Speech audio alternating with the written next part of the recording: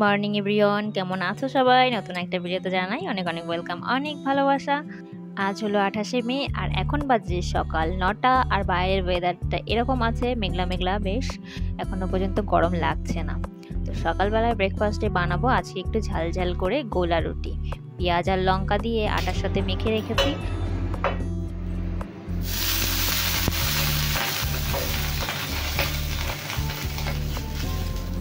আর এখন প্যান বসিয়ে তাতে একটু তেল দিয়ে একটু জল ছিটিয়ে ভালোভাবে মুছে নেব টিস্যু দিয়ে। তারপরে বানিয়ে নেব আমার গোলা রুটি। আসলে ঝাল ঝাল খেতে ইচ্ছা করছিল, এখনও জ্বর মুখটা রয়েছে, সেজন্য ভাবলাম সকালে আর কি খাবো, তো গোলা রুটি বানিয়ে নিলাম।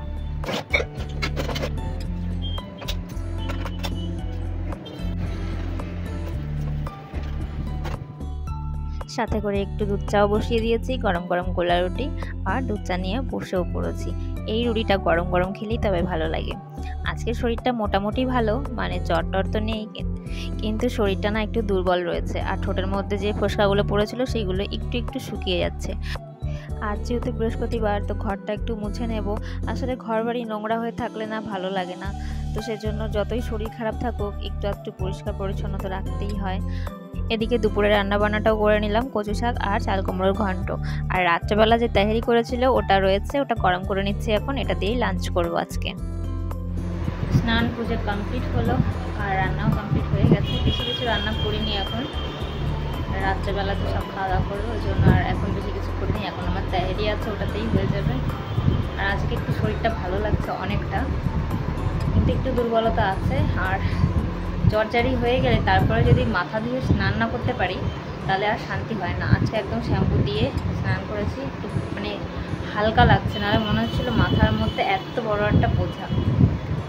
তো যাই হোক, শরীরটা এখন একটু দুর্বল আছে, তো ঠিক হয়ে যাবে আশা করি। ওষুধ তো খাচ্ছি টাইম মতো।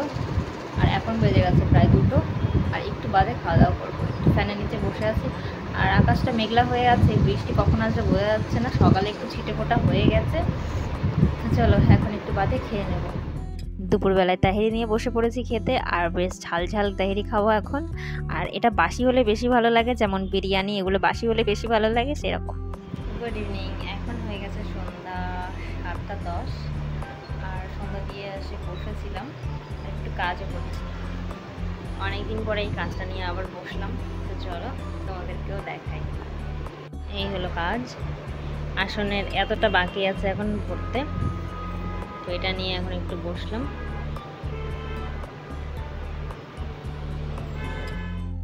দুপুরেতে শুধু 2 রকমের ভাজা করেছিলাম, আর এখন রাত্রেবেলায় আলু পটলের তরকারি করব, তাও আবার ডালের বড়া দিয়ে।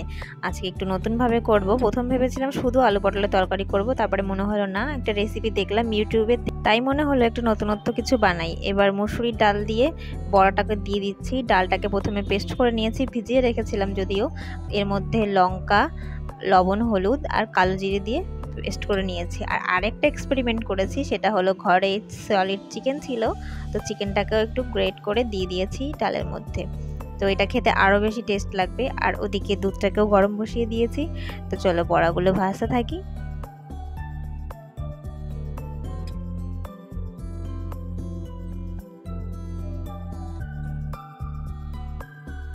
এদিকে বড়াগুলো ভাজা হয়ে গেছে, আর এদিকে পটল আলুগুলোকে আগে তেলে ভেজে নেব।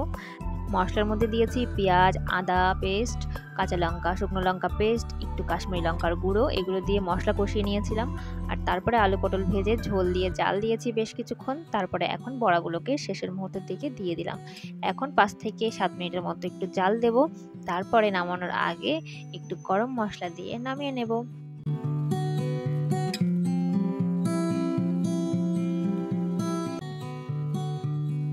চলো আজকের ভিডিওটা আর বড় করব না, ভিডিওটা অনেকটাই ছোট হয়ে গেছে, তো আজকের ভিডিওটা এখানেই এন্ড করছি। সবাই অনেক ভালো থেকো, সুস্থ থেকো, সাবধানে থেকো। ভালো লাগলে অবশ্যই লাইক, কমেন্ট, একটা সাবস্ক্রাইব করে দিও। আজকের মতো টাটা এন্ড গুড নাইট।